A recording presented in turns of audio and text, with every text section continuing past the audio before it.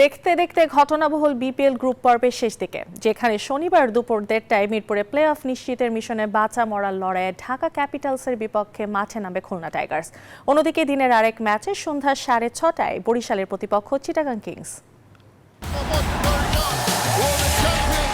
Payment issue, fixing বিতর্ক, সাথে নিম্নমানের বিদেশি খেলোয়াড়, বিপিএল মাঠে গড়ানোর পর থেকে এসব অভিযোগ নিয়ে গ্রুপ পর্বের শেষ প্রান্তে এই ফ্র্যাঞ্চাইজি টুর্নামেন্টটি।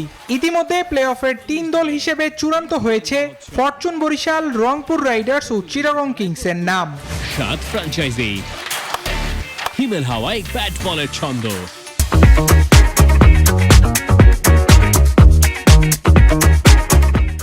দেশ জুড়ে 4 নম্বর দল হিসেবে নিজেদের নাম নিশ্চিত করতে শনিবার দুপুরে মেগাস্টার শাকিব খানের ঢাকার বিপক্ষে মাঠে নামছে খুলনা টাইগার্স।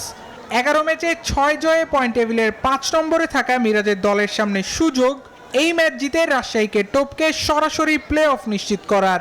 অন্যদিকে আসর থেকে বিদায় নেয়া ঢাকা ক্যাপিটালস চাইবে ম্যাচ জিতে আসর শেষ করতে।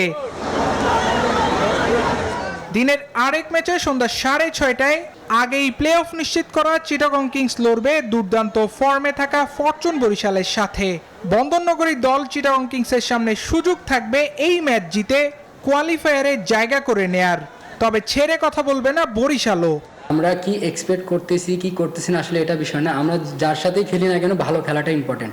এবং আমাদের আসলে চোখ একদিকেই, যে ট্রফির দিকে আর কি। হ্যাঁ, তো আমরা সেটা করার জন্য আমাদের জন্য যেটা বেটার হবে আমরা সেটাই করব।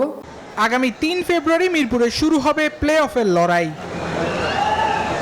আল দাইয়ান, নিউজ 24।